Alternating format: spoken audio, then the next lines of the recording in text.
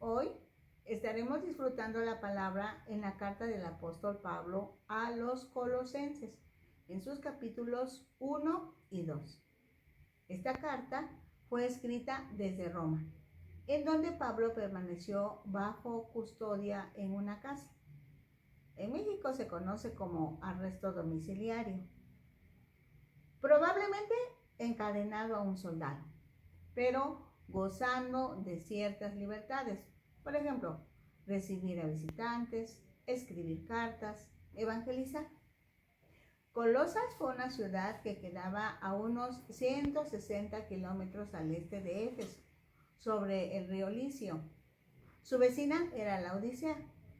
La iglesia de Colosas fue fundada por Epafras, uno de los convertidos de Pablo. Vivían en Colosas muchos judíos. Pablo sabía bien que las religiones de los gentiles o paganos, los no creyentes en Cristo, solo eran para protegerse de los demonios y de los antepasados malignos, no un medio para ser mejor persona. Cuando Pablo escribe la carta a los colosenses, tiene claro que debe proteger a los nuevos convertidos de estas influencias, pues la vida cristiana no solo se limita a abandonar los malos hábitos. La vida cristiana es permitirle al Espíritu Santo que seamos transformados a semejanza de Cristo. Solo una persona con la mente de Cristo puede dejar los pecados de la carne y vivir de acuerdo con el Espíritu. Hablemos con Dios. Padre, esta es tu palabra. Muchas gracias por tu palabra. Muchas gracias porque la tenemos. Muchas gracias porque la podemos escuchar algunos, leer otros, pero todos la podemos disfrutar. Es maravillosa. Se antoja. Quisiéramos estar pensando en ella día y noche. Por cierto, con el transcurso de los días, eso sucederá, se encarnará en nosotros y seremos tan felices viviendo lo que dice la palabra. Gracias, Dios. Amén. Vamos a Colosenses capítulo 1, versículo 1. Pablo, apóstol de Jesucristo por la voluntad de Dios, y el hermano Timoteo, a los santos y fieles hermanos en Cristo que están en Colosas. Gracia y paz sean a vosotros, de Dios nuestro Padre y del Señor Jesucristo. Pablo no formó parte de los 12 apóstoles, discípulos primero, después apóstoles. Es probable que esto sea la razón del por qué en sus cartas se identifica y repite que fue la voluntad de Dios. Significa que fue designado. No fue un asunto de recomendaciones o aspiraciones personales. Recordemos que Cristo se presentó a Pablo cuando iba camino a Damasco y a su vez fue enviado como agente autorizado para proclamar el evangelio y establecer iglesias. El saludo, gracia a vosotros y paz de parte de Dios, indica el sincero interés de Pablo de que los colosenses pudieran comprender y apreciar la gracia de Dios en la cual ya están y la relación de paz que Dios ha establecido con ellos. Vayamos a los versículos 3 al 8. Siempre orando por vosotros, damos gracias a Dios, Padre de nuestro Señor Jesucristo, habiendo oído de vuestra fe en Cristo Jesús y del amor que tenéis a todos los santos, a causa de la esperanza que os está guardada en los cielos, de la cual ya habéis oído por la palabra verdadera del Evangelio, que ha llegado hasta vosotros, así como a todo el mundo, y lleva fruto y crece también en vosotros desde el día que oísteis y conocisteis la gracia de Dios en verdad, como lo habéis aprendido de Epafras, nuestro consiervo amado, que es un fiel ministro de Cristo para vosotros, quien también nos ha declarado vuestro amor en el Espíritu. La fe en Jesucristo era el fundamento de la gratitud de Pablo, seguida del amor, pues a través de ese amor los cristianos se sirven unos a otros. Saber que la esperanza está guardada en los cielos afirma la seguridad del creyente, que es libre a fin de vivir para Cristo y amar a otros, así que su destino es en el cielo, con Dios. Pablo predica el evangelio donde quiera que iba, predicaba el evangelio donde quiera que iba. Lo escuchaban gentiles, judíos, algunos eran enemigos del evangelio y también los guardias romanos, pues era común que un reo como Pablo estuviera custodiado por un soldado romano. La palabra de Dios no es solamente información. Cuando la gente creyó o cree en el mensaje de salvación, la palabra de Dios realmente produce transformación. Así, ser cristiano significa iniciar una nueva y total relación con Dios. Se deduce que Epafras fundó la iglesia de Colosas en el tiempo que Pablo vivía en Éfeso, según Hechos 19:10. Pudo haberse convertido en Éfeso para luego llegar a Colosas, su ciudad natal, y compartir el mensaje de la salvación por gracia. No se sabe por qué Epafras visitó Roma y, mientras estuvo allí, le contó a Pablo el problema con la herejía en Colosas. Parece ser que la iglesia de Colosas se reunía en la casa de Filemón. El amor por otros entre los cristianos es obra del Espíritu Santo. Por eso no es una emoción solamente. El amor es el resultado de nuestra nueva vida en Cristo. De los versículos 9 al 14, podemos destacar algo. Pablo saca a la luz una enseñanza equivocada, influenciada por el gnosticismo, de lo que tenemos que decir, que el gnosticismo consideraba importante la acumulación de conocimiento. Pero Pablo enfatizaba que debe provocar un cambio de vida y una correcta manera de vivir. Por eso oraba así por los colosenses, que fueran llenos del conocimiento de la voluntad de Dios por medio de la sabiduría e inteligencia espiritual.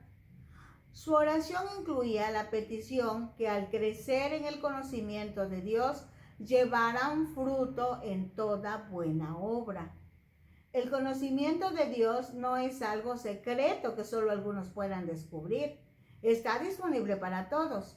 Dios no quiere que solo sepamos más acerca de Él, sino que también pongamos nuestras creencias en práctica, ayudando a otros. Dice el versículo 9, por lo cual también nosotros, desde el día que lo oímos, no cesamos de orar por vosotros y de pedir que seáis llenos del conocimiento de su voluntad en toda sabiduría e inteligencia espiritual, para que andéis como es digno del Señor, agradándole en todo, llevando fruto en toda buena obra y creciendo en el conocimiento de Dios, fortalecidos con todo poder, conforme a la potencia de su gloria, para toda paciencia y longanimidad, con gozo dando gracias al Padre que nos hizo aptos para participar de la herencia de los santos en luz, el cual nos ha librado de la potestad de las tinieblas y trasladado al reino de su amado Hijo, en quien tenemos redención por su sangre, el perdón de pecados.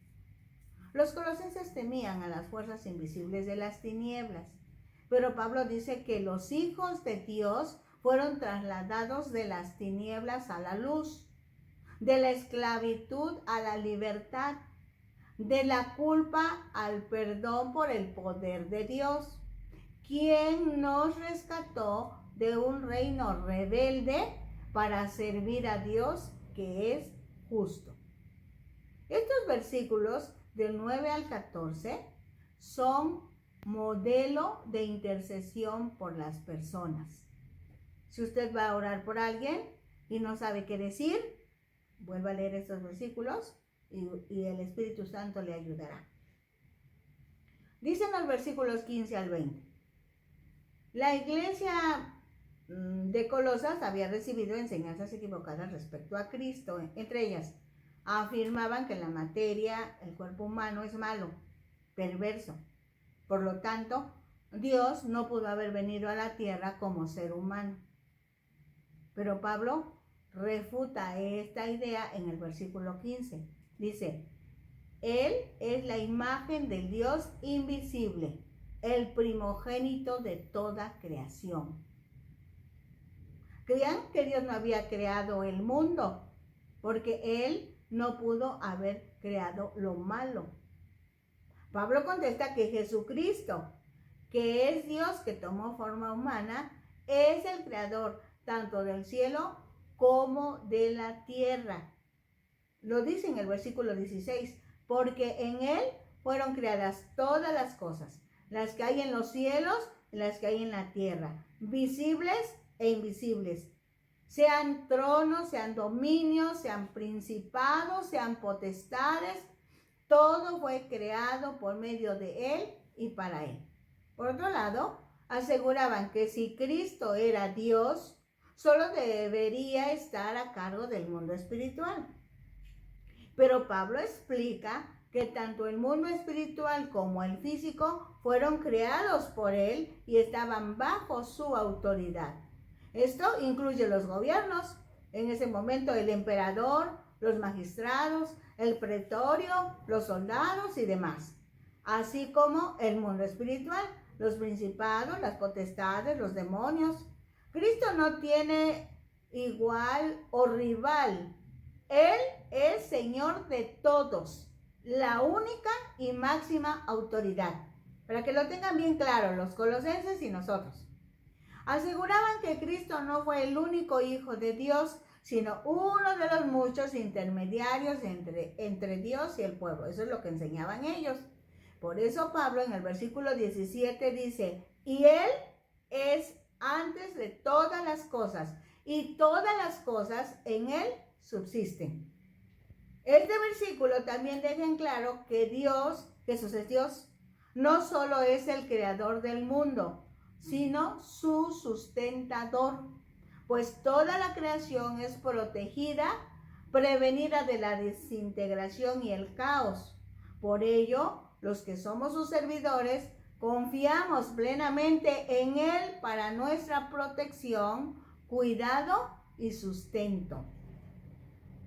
Este es un fundamento de nuestra fe y de nuestra práctica cristiana. Como ya se dijo, afirmaban que las personas podían hallar a Dios por medio del conocimiento secreto y especial. Esa es una influencia gnóstica. Pablo, por su parte, afirmaba que una persona puede ser salva solo por medio de Cristo. Por eso dice el versículo 18. Y Él es la cabeza del cuerpo, que es la iglesia, el que es el principio, el primogénito de entre los muertos, para que en todo tenga la preeminencia. Jesús, nombre que habla de la humanidad del Hijo de Dios. Resucitó de la muerte y su resurrección prueba el señorío de Cristo, nombre que habla de la eternidad del Hijo de Dios. Porque el Hijo de Dios, cuando estuvo en la tierra, verdaderamente fue Dios y verdaderamente fue hombre. Todo aquel que cree en Cristo ha vencido a la muerte y resucitará para vivir eternamente con Él. Es lo que dice 1 Corintios 15:20. Porque Cristo murió en la cruz, Él ha sido exaltado y elevado al nivel de Señor de señores. Por eso en todo tiene la preeminencia. En todo es el primero, no solo el número uno, sino el único de mayor importancia. Dice el versículo 19, por cuanto agradó al Padre que en Él habitase toda plenitud. Esta es una afirmación que refuta la idea de los griegos en cuanto a que Jesús no podía ser humano y divino al mismo tiempo. Lo repito, cuando estuvo en la tierra, Cristo fue todo humano y todo divino. Esa es la plenitud. Lo cubrió todo. Fue total su experiencia. Cuando se habla de Cristo, estamos refiriéndonos a una persona, humanamente hablando. Y también estamos hablando de Dios. Jesús es Dios. En el momento que alguna persona le quita humanidad a Cristo, está introduciendo una herejía. Y en el momento en que quitan divinidad a Jesús, también están comportándose como herejes. La muerte de Cristo abre un camino para que todos podamos venir a Dios. Esto lo afirma Pablo en el versículo 20 cuando dice, y por medio de él reconciliar consigo todas las cosas, así las que están en la tierra como las que están en los cielos, haciendo la paz mediante la sangre de su cruz. Esto no significa que todos han sido salvos, sino aquel que confía en Cristo para ser salvo, es salvo, será salvo. Podemos tener paz con Dios y reconciliarnos al aceptar a Cristo, que murió en nuestro lugar. Ahora vamos de los versículos 21 al 23 del capítulo 1. Aquí, para demostrar que Jesús fue espíritu y ser humano, Pablo explicó que el cuerpo físico de Jesús sí había muerto, que Jesús murió como humano para que nosotros pudiéramos estar seguros de que había muerto en nuestro lugar. Y por eso tiene toda la autoridad para quitar nuestro pecado. En el versículo 21 leemos: y a vosotros también, que erais en otro tiempo extraños y enemigos en vuestra mente, haciendo malas obras, ahora os ha reconciliado en su cuerpo de carne, por medio de la muerte, para presentaros santos y sin mancha e irreprensibles delante de él. Si en verdad permanecéis fundados y firmes en la fe, y sin moveros de la esperanza del evangelio que habéis oído, el cual se predica en toda la creación que está debajo del cielo, del cual yo Pablo, fui hecho ministro. Vamos a los versículos 24 del capítulo 1 y hasta el versículo 5 del capítulo 2. Dice: ahora me gozo en lo que padezco por vosotros, y cumplo en mi carne lo que falta de las aflicciones de Cristo por su cuerpo, que es la iglesia. No quiere decir que la muerte de Cristo sea insuficiente para salvarnos. Lo que quiere decir es que los sufrimientos son inevitables para los servidores del Señor. Óyelo bien. Los sufrimientos son inevitables para los servidores del Señor. Cuando el mensaje de salvación se lleva a otras personas, porque todos los cristianos están unidos a Él. Cuando estas verdades son recibidas por el pueblo de Dios, los servidores de Jesucristo aprenden a gozarse en medio de las tribulaciones. Ya lo dice Santiago, que debemos estar bien contentos cuando tengamos que pasar por tribulación. Dice el versículo 25, de la cual fui hecho ministro, según la administración de Dios que me fue dada para con vosotros, para que anuncie cumplidamente la palabra de Dios, el misterio que había estado oculto desde los siglos y edades, pero que ahora ha sido manifestado a sus santos, a quienes Dios quiso dar a conocer las riquezas de la gloria de este misterio entre los gentiles, que es Cristo en vosotros, la esperanza de gloria. En un momento determinado, Pablo le llamó al plan de Dios misterio que había estado oculto desde los siglos y edades, porque quedó oculto hasta la venida de Cristo. Cuando Cristo tomó forma humana en el vientre de María, se dio a conocer a todos ese plan secreto de Dios que es Cristo en nosotros, la esperanza de gloria. Nada que ver con lo que decían los gnósticos, pues ellos decían que la perfección espiritual era un plan secreto y oculto que solo un pequeño grupo de privilegiados podían descubrir. Dice el versículo 28, a quien anunciamos, amonestando a todo hombre y enseñando a todo hombre en toda sabiduría, a fin de presentar perfecto en Cristo Jesús a todo hombre. Para lo cual también trabajo, luchando según la potencia de Él, la cual actúa poderosamente en mí. Amonestar es advertir, anticipar, que sin Cristo la gente está sentenciada a una separación eterna de Dios. Esa es una amonestación. Enseñar es explicar que la salvación solo se consigue creyendo en Jesucristo como el único que puede perdonarnos y librarnos de la separación eterna de Dios. A todo ser humano que acepte esta enseñanza, Dios lo llama perfecto en Cristo Jesús.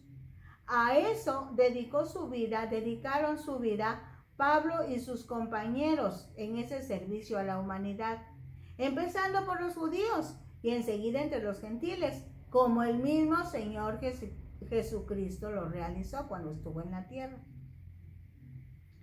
Dice el versículo 1 del capítulo 2, porque quiero que sepáis cuán lucha sostengo por vosotros y por los que están en la Odisea y por todos los que nunca han visto mi rostro, para que sean consolados sus corazones, unidos en amor, hasta alcanzar todas las riquezas de pleno entendimiento, a fin de conocer el misterio de Dios el Padre y de Cristo, en quien están escondidos todos los tesoros de la sabiduría y del conocimiento.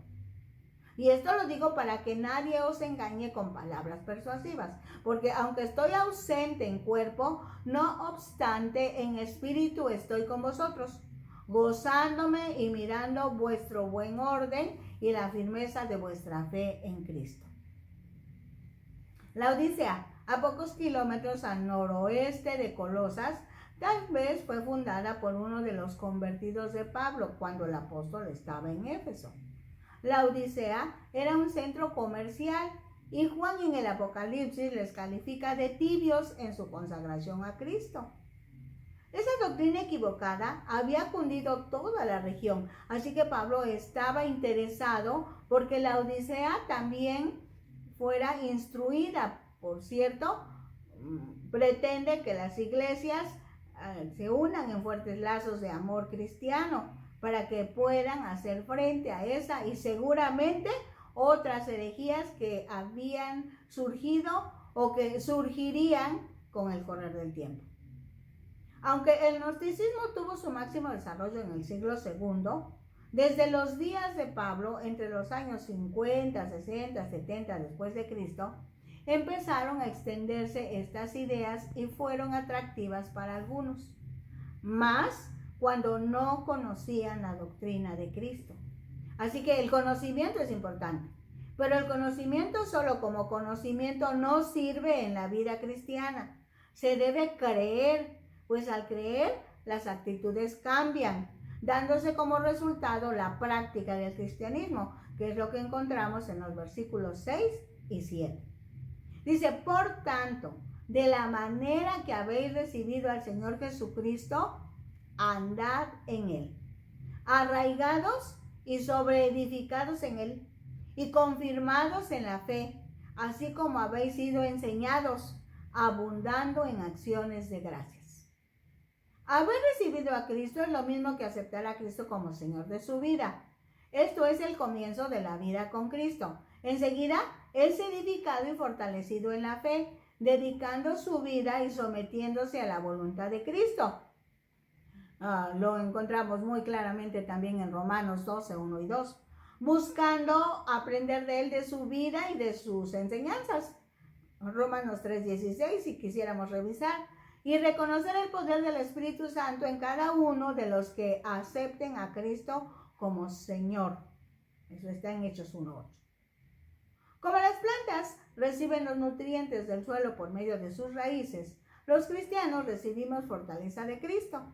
Mientras más dependamos de él, disminuirá la probabilidad de ser engañados. Si Cristo es nuestra fortaleza, seremos libres de las regulaciones humanas. Oigamos, si Cristo es nuestra fortaleza, seremos libres de las regulaciones humanas, de lo que los humanos quieran imponernos. Dice en los versículos 8 al 15, mirad que nadie os engañe por medio de filosofías y huecas sutilezas, según las tradiciones de los hombres, conforme a los rudimentos del mundo, y no según Cristo. Porque en él habita corporalmente toda la plenitud de la deidad, y vosotros estáis completos en él, que es la cabeza de todo principado y potestad. Llama la atención a los colosenses y a nosotros también, porque los han estado engañando sutilmente. Los están tomando como botín y los seducen para que obedezcan las enseñanzas de los hombres. Eso es una falsa religión. Y entonces es herejía. Para resistir la herejía es necesario usar la mente, estudiar la Biblia y fijar los ojos en Cristo. Cuando expresó en él habita corporalmente toda la plenitud de la deidad, significa que la totalidad de Dios estaba en el cuerpo humano de Jesucristo. Por eso tenemos en Jesús todo lo que necesitamos para ser salvos. Al conocer a Jesucristo, no necesitamos buscar a Dios por medio de otras religiones, cultos o filosofías no bíblicos como lo estaban haciendo los colosenses. En Cristo estamos completos. No se necesita ningún agregado a lo que Cristo ya ha provisto para nuestra salvación. Jesús es la autoridad máxima, es la autoridad de todos los hombres que se han colocado como autoridad. Él está arriba de todos, por eso tiene la preeminencia. No solo es el número 1, es el más importante, dijimos. El versículo 11 dice, en él también fuisteis circuncidados con circuncisión no hecha a mano, al echar de vosotros el cuerpo pecaminoso carnal en la circuncisión de Cristo. Los judíos varones eran circuncidados en señal de su pacto con Dios, y eso está desde Génesis 17, del 9 al 14. Con la muerte de Cristo, la circuncisión ya no era necesaria, ya no es necesaria. Nuestra entrega a Dios está escrita en nuestros corazones, no en el cuerpo. Dice el versículo 12, sepultados con él en el bautismo, en el cual fuisteis también resucitados con él, mediante la fe en el poder de Dios que le levantó de los muertos. Puede considerarse que el bautismo es un paralelo con la muerte, sepultura y resurrección de Cristo, y también una semblanza de la muerte y sepultura de nuestra vieja manera de vivir en pecado, seguida por la resurrección a una nueva vida en Cristo. Recordar nuestra vida pasada y pecaminosa como muerta y sepultada con Cristo nos da una motivación poderosa para resistir al pecado. Dice el versículo 13, y a vosotros, estando muertos en pecados y en la incircuncisión de vuestra carne, os dio vida juntamente con él, perdonándonos todos los pecados, anulando el acta de los decretos que había contra nosotros, que nos era contraria, quitándola de en medio y clavándola en la cruz. Los gentiles, por el pecado, estaban muertos para Dios, separados de Dios. Tampoco estaban circuncidados físicamente hablando, no tenían la marca que tenía el pueblo de Dios, Israel. Pero Dios, cuando Jesucristo resucitó, aseguró una nueva relación con Dios. Esto es vida, resurrección para todos los hombres. El acta de los decretos que fue cancelada trataba de la demanda de las leyes del Antiguo Testamento. Y aunque ninguno puede ser salvo por guardar meramente esos decretos, la verdad moral y los principios del Antiguo Testamento aún hoy nos enseñan y guían. Dice el versículo 15, y despojando a los principados y a las potestades, los exhibió públicamente, triunfando sobre ellos en la cruz. Satanás y los ángeles que lo siguieron, los humanos que en todos los tiempos piensan y se comportan como autoridad máxima entre los hombres, ahí está incluido el emperador romano, todos ellos fueron exhibidos, despojados de toda autoridad para dominar a la humanidad, pues por su resurrección, Cristo quitó el poder a un imperio mundial que pareció vencerlo temporalmente. Dice en los versículos 16 al 19, por tanto, nadie os juzgue en comida o en bebida, o en cuanto a días de fiesta, luna nueva o días de reposo, todo lo cual es sombra de lo que ha de venir, pero el cuerpo es de Cristo. Una vez que Cristo vino, las sombras se disiparon. Si tenemos a Cristo, poseemos lo que necesitamos conocer y agradamos a Dios. Dice el versículo 18, nadie os prive de vuestro premio, afectando humildad y culto a los ángeles, entremetiéndose en lo que no ha visto, vanamente hinchado por su propia mente carnal, y no haciéndose de la cabeza en virtud de quien todo el cuerpo, nutriéndose y uniéndose por las coyunturas y ligamentos, crece con el crecimiento que da Dios. La falsa humildad es egocéntrica. La verdadera humildad tiene a Dios como centro. Los falsos maestros proclamaban que Dios estaba demasiado lejos y que podrían acercarse solo a través de varios niveles de ángeles. Enseñaban que el pueblo tenía que adorar a los ángeles progresivamente hasta alcanzar a Dios. Esto no es bíblico.